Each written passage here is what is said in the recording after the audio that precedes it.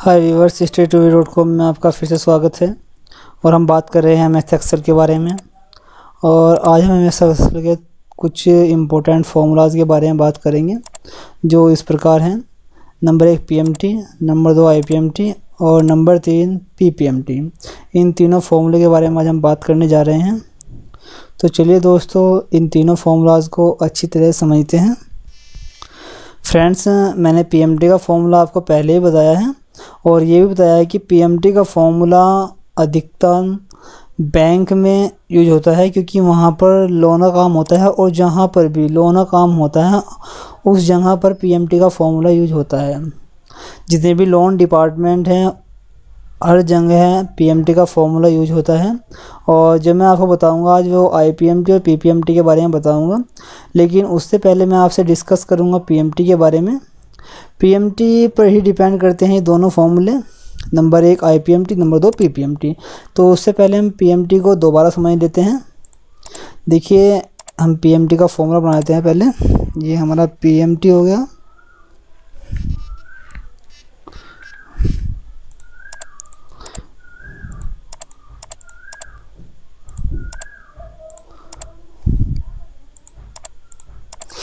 PMT का formula, उसके लिए हम पहले कोई आइटम ले लेते हैं। आइटम नहीं लेते हुए लोन लेते हैं, क्योंकि हम लोन पर एग्जाम्पल ले रहे हैं। मान लीजिए हमारा लोन है। लोन सपोज कीजिए आपने 1 लाख रुपए का लिया है, ठीक है। और जो बैंक हमसे इंटरेस्ट लेगा,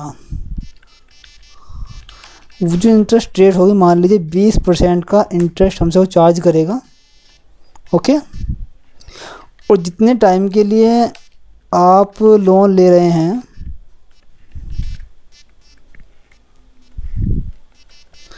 मान लीजिए आप लोन ले रहे हैं 3 साल के लिए, ठीक है। अब 1 लाख रुपए का लोन है और 20% का चार्ज होगा इंटरेस्ट का। इस तरह से आपको जो इंस्टॉलमेंट भरनी है बैंक को, वो मंथली भी हो सकती है और ईयरली भी आप बैंक को इंस्टॉलमेंट दे सकते हैं। लेकिन हम जो एग्जाम्पल ले रहे हैं वो मंथली पर लेंगे। तो ये देख लेते हैं कि मंथली इंस्टॉलमेंट कितने की बनेगी। Monthly instalment, okay. ये हमारी मंथली इंस्टॉलमेंट हो गई हमारी। अभी चेक कर लेते हैं कि ये मंथली इंस्टॉलमेंट हमें कितने की देनी है। ये चेक करने के लिए आपको यूज करना है फॉर्मूला PMT का, जो मंथली इंस्टॉलमेंट का फॉर्मूला है। ये कह रहा है कि रेट बताइए। रेट हमारी 20% है, लेकिन ये 20% ईयरली है, इसलिए आपको मंथली बनाने के लिए इसे डिवाइड करना होगा 12 से, और उसके बाद कॉमा लगाएंगे। Number of period, number of period आपका 3 साल है, लेकिन आपको मंथली बनाना है तो आप यहाँ से मल्टीप्लाई कर देंगे 12 से, फिर कॉमा लगाएंगे। फिर कह रहा है कि प्रेजेंट वैल्यू बताइए। प्रेजेंट वैल्यू हमारी है 1 लाख रुपए। उसके बाद यहाँ पे ब्रैकेट बंद करेंगे और इसे एंटर कर देंगे। ये देखिए, ये कह रहा है कि यदि आप 1 लाख रुपए लोन लेते हैं और हम 20% चार्ज करते हैं इंटरेस्ट, तो 3 साल में आप मंथली इंस्टॉलमेंट देंगे 3,716 रुपये 36 पैसे की, और आप पूरे 3 साल में लोन को चुकता कर देंगे, ठीक है। ये हमारी मंथली इंस्टॉलमेंट निकल गई,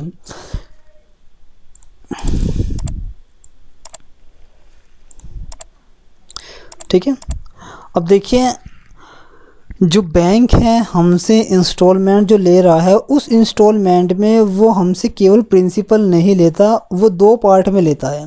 जो हमारी इंस्टॉलमेंट होती है वो 2 पार्ट में जमा होती है। नंबर 1 तो जो इंटरेस्ट होता है वो लेता है थोड़ा, और नंबर 2 पे लेता है प्रिंसिपल। जो अमाउंट हमने लोन के रूप में लिया था उसका कुछ भाग इसमें से जमा करता है और कुछ भाग जमा करता है ब्याज का, जो ब्याज हमारा बनता है, ठीक है। तो उस ब्याज को निकालने का हमारा फॉर्मूला होगा IPMT। तो 2 भाग में जो जमा हुई है रकम, वो किस तरह से निकालेंगे, उसे निकालने के लिए हमें यूज करना है तो IPMT का, जो बताएगा कि इस अमाउंट में ब्याज कितना जमा हुआ है, ठीक है। और एक बताएगा हमें PPMT, ये बताएगा कि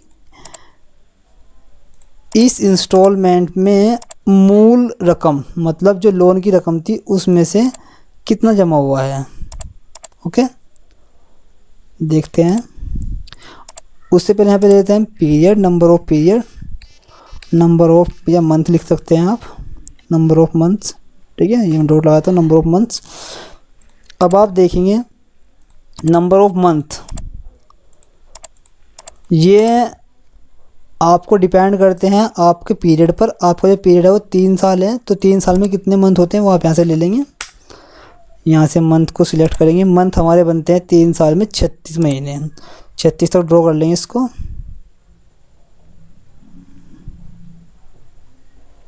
देखिए ये हमने 36 तक से ड्रॉ कर लिया, ठीक है। और उसके बाद IPMT का फॉर्मूला कैसे यूज करेंगे, यहाँ से इक्वल लगाएंगे, उसके बाद यहाँ पे लिखेंगे IPMT, ओके। और उसके बाद ब्रैकेट लगाएंगे, ये क्या कि रेट दे, रेट हमारी 20% है। जैसे कि मैंने पहले बताया था, इसे भी आपको डिवाइड करना है 12 से, फिर कॉमा लगाएं। उसके बाद कह रहा है कि पीरियड दें, पीरियड का मतलब जो कौन सी इंस्टॉलमेंट आपकी है, पहली इंस्टॉलमेंट है तो हम पहले को चूज़ करेंगे, यदि आपकी दूसरी इंस्टॉलमेंट है 2 को चूज़ करेंगे, ठीक है। उसके बाद आप कॉमा लगाएंगे, उसके बाद number of period, number of period हमारे 3 साल हैं, इसमें हम गुणा करेंगे 12 की, मल्टीप्लाई कर देंगे 12 से क्योंकि हम मंथली बना रहे हैं। उसके बाद प्रेजेंट वैल्यू देंगे, प्रेजेंट वैल्यू 1 लाख रुपये है, और अब इस ब्रैकेट को बंद कर लेंगे और एंटर कर देंगे। ये देखिए ये बता रहा है कि जो आपने इंस्टॉलमेंट दी है 3,716 रुपये 36 पैसे की, इसमें जो ब्याज के रूप में जमा हुआ है वो हुआ है 1,666 रुपये और 67 पैसे, इतने रुपए ब्याज के रूप में जमा हुआ है। और जो प्रिंसिपल के रूप में जमा हुआ उसे चेक करने के लिए हम यूज़ करेंगे PPMT, ओके। ये देखिए रेट बताइए, रेट हमारी 20% है, इसी तरह से डिवाइड 12 से करेंगे। उसके बाद कह रहा है कि हमारी पीरियड बताइए, पीरियड हमारा ये है, कॉमा लगाएंगे। उसके बाद number of period, number of period 3 साल के लिए हमने लोन लिया है, इसे गुणा कर देंगे 12 से, फिर कॉमा लगाएंगे। प्रेजेंट वैल्यू हमारी 1 लाख है, और अब हम इसे ब्रैकेट बंद करेंगे और एंटर कर देंगे। देखिए ये बता रहा है कि जो आपने इंस्टॉलमेंट दी है उसमें जो लोन की रकम गई है वो 2,049 रुपये 69 पैसे गई है, और जो उसका ब्याज गया है उसमें वो गया है 1,666 रुपये 67 पैसे। इस तरह से हम देख लेते हैं कि टोटल हमारी इतनी रकम बनती है या नहीं। कैसे देखेंगे, यहाँ से हम इक्वल लेंगे, ये प्लस ये देखिए, देख रहे हैं आप जो अमाउंट यहाँ पे है सेम वही अमाउंट यहाँ पे है, बस इसमें हमें बता दिया कि इतना इसमें ब्याज जमा हुआ है और इतना इसमें मूल अमाउंट, ठीक है, प्रिंसिपल। अब हम यदि इसे यहाँ से यहाँ पे ड्रॉ करें तो आप देखिए एरर आ रहा है। क्यों आ रहा है एरर, इसी तरह से देखिए यहाँ भी एरर आएगा और यहाँ पर भी एरर आएगा, ठीक है। क्यों आ रहा है इसका मतलब क्या है, देखिए अब आप यदि इसे देखते हैं, डबल क्लिक करते हैं तो बताएगा कि ये कहाँ से जुड़ा हुआ है। आप देख रहे हैं कि यहाँ से जुड़ा हुआ है इनसे। यदि मैं एक लाइन नीचे आता हूँ, स्किप कर लेते हैं, यदि मैं एक लाइन नीचे आता हूँ, इसे डबल क्लिक करो तो देखिए एक रो नीचे सरक गया। मतलब जैसे जैसे हम नीचे सरकेंगे इसी तरह से फॉर्मूला ऊपर की रो को स्किप करता आएगा, वो भी नीचे की तरफ सरकता हुआ आएगा। देखिए ये भी एक और नीचे सरक गया है। इसी तरह से मैं यहाँ पे आऊँगा तो देखिए यहाँ पे नीचे की लाइन ले ली, क्योंकि मैं 3 रो स्किप किया है, इसने भी 3 रो स्किप कर दिए। अब यदि आपको ये कैलकुलेशन सही करनी है कि वो रो स्किप ना करें, तो उसके लिए आपको इन सेल्स को फिक्स करना होगा, ताकि आप जब फॉर्मूला यूज़ करें तो जो रेट है वो जो कि तो फिक्स रहे, रेट हमेशा 20% ही लगे। मतलब फॉर्मूला हमेशा इसी सेल को पकड़े, आगे ना जाए, और जो अमाउंट है इसी तरह इसको फिक्स करेंगे ताकि यही अमाउंट रहे, आगे ना बढ़े इससे। तो इसके लिए हमको फिक्स करने के लिए क्या करना है, फॉर्मूला को एडिट करते हैं। देखिए कैसे करेंगे, 2 बार कर लेते हैं, यहाँ से डिलीट कर लेते हैं और यहाँ से हम यूज़ करते हैं दोबारा IPMT, ठीक है। और ब्रैकेट यहाँ से रेट देंगे, रेट हमारी ये है। इसे फिक्स करने के लिए आपको F4 प्रेस करना है। देखिए जैसे ही आप F4 प्रेस करते हैं देखिए $2 के साइन आ जाते हैं।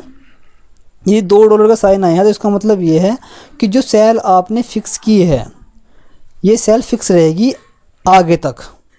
जब भी रेट की बात हो तो रेट यही पकड़ेगा, फॉर्मूला नीचे नहीं होगा, नीचे नहीं जाएगा, नीचे की तरफ ये नहीं बढ़ेगा। और यदि मैं दोबारा F4 प्रेस करता हूँ तो $1 आता है। इसका मतलब है कि जो जिसमें आपने सेल को सिलेक्ट किया है ये पूरी की पूरी जो रो है पूरी की पूरी रो फिक्स हो गई है। यदि मैं दोबारा प्रेस करता हूँ F4 तो अब देखिए ये $G8 हो गया। इसका मतलब है कि जिस सेल को आपने सिलेक्ट किया है, जिस कॉलम में ये सेल है वो पूरा का पूरा कॉलम फिक्स हो गया है। लेकिन हाँ, पूरा कॉलम फिक्स नहीं करना है, हमें केवल यही सेल फिक्स करनी है जिसमें हमारी 20% है। तो हम दोबारा से जैसे ही F4 प्रेस करते हैं तो ये नॉर्मल वैल्यू में जाती है और हम दोबारा क्लिक करेंगे F4 को तो ये हमारी फिक्स हो गई। उसके बाद हम इसे डिवाइड करेंगे 12 से, जैसे मैंने पहले किया था।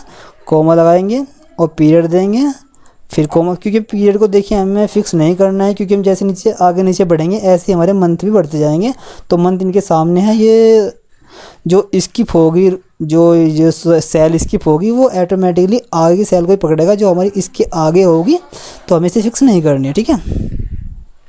उसके बाद आपको नंबर ऑफ़ पीरियड आपका ये है, ये भी आपको फिक्स करना है। तो F4 प्रेस करेंगे। नंबर ऑफ़ पीरियड में आपको गुणा करनी है 12 से, ये भी गुणा कर देते हैं। उसके बाद हम इसे कॉमा लगाएंगे। प्रेजेंट वैल्यू आपको फिक्स करनी है, यहाँ पे आप F4 प्रेस करेंगे। अब आप इसे एंटर कर देंगे, ठीक है। देखिए ये आ गया। इसी तरह से इसमें भी करना है हमें PPMT, ठीक है। ये PPMT का फॉर्मूला, ब्रैकेट रेट को पहले फिक्स कर लेंगे F4 से, उसके बाद डिवाइड कर देंगे 12 से और कॉमा लगाएंगे। फिर जो हमारा पीरियड आपको फिक्स नहीं करना है, ये आपको ध्यान रखना है क्योंकि ये सामने बनता है इसके, और जैसे जैसे हम आगे बढ़ेंगे वो सामने को ही पकड़ता रहेगा और हमें सामने की वैल्यू चाहिएगी। उसके बाद हमें जो ये रेट दिए है उसके ये हमने रेट को फिक्स कर दिया, और जो पीरियड मांगा पीरियड को हमें फिक्स नहीं करना है, कॉमा लगा देंगे। नंबर ऑफ़ पीरियड को हमें फिक्स करना है, ये नंबर ऑफ़ पीरियड हमने फिक्स कर दिया है, ठीक है। लेकिन इसमें मल्टीप्लाई करनी है 12 से, ठीक है। फिर हम इसे कॉमा लगा देंगे। फिर प्रेजेंट वैल्यू हमारी ये है, इसे में फिक्स करनी है क्योंकि ये हमारा फिक्स ही रहना है। ब्रैकेट बंद करेंगे और इसे एंटर कर देंगे। देखिए ये हमारी वैल्यू आ गई है, ठीक है। टोटल देख लेते हैं करके एक बार, एक मरतबा टोटल करते हैं ये प्लस ये एंटर कर लेते। देखिए ये वैल्यू हमारी जो कि तो है 3716.36 रुपये। अब हम जैसे ही इसे नीचे की तरफ ड्रॉ करेंगे तो देखिए ये 36 तक हमें ड्रॉ करनी है। देखिए ये अमाउंट कितने, यहाँ पे एरर नहीं आया है, एक्यूरेट सही है। अब यदि आप इस पर यहाँ पे क्लिक करके डबल क्लिक कर दें तो जहाँ तक आपके सीरियल नंबर्स पड़े हुए हैं वहाँ तक के ये ऑटोमेटिक कैलकुलेट हो जाएगा। देखिए ऐसे आप इसे भी कर सकते हैं। ये देखिए, देख रहे हैं आप, ये देखिए। अब आप एक बात और देख रहे होंगे कि जैसे जैसे फर्स्ट इंस्टॉलमेंट थी उसमें ब्याज ज़्यादा और जो हमारा प्रिंसिपल था वो कम था, मतलब बहुत ज़्यादा ब्याज था प्रिंसिपल के मुकाबले। और जैसे जैसे आप नीचे बढ़ रहे हैं देख रहे हैं कि ब्याज कम और प्रिंसिपल ज़्यादा होता जा रहा है। तो बैंक के रूल होते हैं, पहले में ब्याज जमा करते हैं और उसके बाद प्रिंसिपल कम जमा करते हैं। जैसे जैसे हमारी इंस्टॉलमेंट आगे बढ़ती जाएगी ब्याज कम जमा करेंगे और हमारा प्रिंसिपल ज़्यादा जमा करेंगे, ठीक है। तो इस तरह से आप IPMT और PPMT के फॉर्मूले का यूज कर सकते हैं।